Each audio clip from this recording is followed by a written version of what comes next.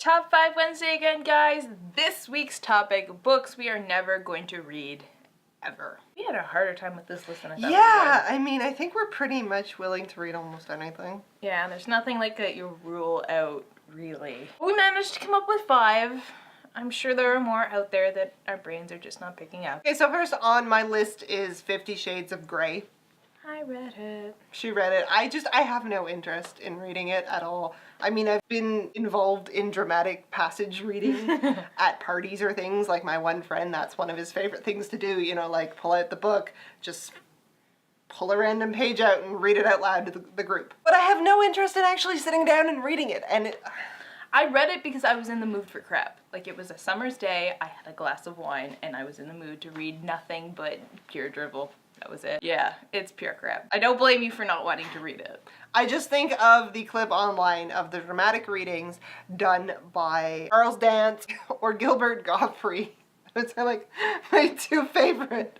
I will link them down below. Next on the list, A Lion, the Witch, and the Wardrobe, and the rest of that series. I have never read it. I think I'm starting to accept that I probably never will. I started trying to read it as a kid after I had read like Lord of the Rings, and I got like 50 pages in and was like, this is too much for me. I can't, like, love the idea. I love how it's influenced literature and child literature and all that kind of stuff, but I don't think it's ever gonna be something that I read. I read it. I liked it. Number 3 on our list is pretty much anything else by Ellen Hopkins. If you have not seen our review of Burned and Smoke, those are there. They're kind of old, but they're probably one of our favorite reviews we've ever done, and probably never gonna pick up another Ellen Hopkins book again. She's very melodramatic, and it just feels like she doesn't do a lot of research in the topics that she's trying to discuss.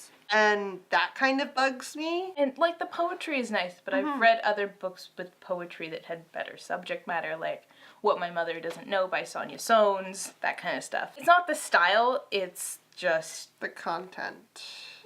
Next book is The Perks of Being a Wallflower, and I've heard it's a great book, but I made the mistake of reading the summary online. I'm like, this is way too depressing for me. I can't. Sorry, guys. I've never read the summary, and I think I've just missed the boat of like what the age I should have been reading it. Yeah. Like, I had my like teen serious books that I read when I was a teen, and I think I've just passed that point that I don't know if it would resonate with me that well. Probably never picked that up. I have other things that I could be reading. I'm sure a lot of people like that book, and I'm sure it's good, but it's not for me anymore. Last on the list is the rest of the books in the Giver quartet. I think it's a quartet now because there's Messenger, Gathering Blue, and Sun. When I was a kid and I read The Giver, I didn't like it. I don't know why, because I mean, I love dystopia, or I love dystopia, and I think it was over the top.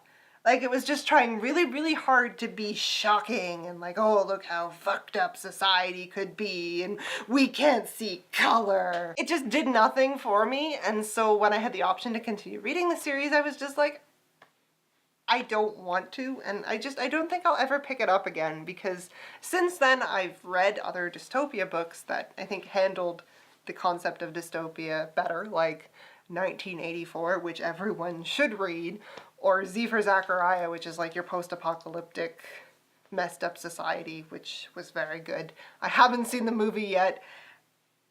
I don't know if I'm gonna watch the movie. Yeah, I did read Gathering Blue, which is the second one, I think.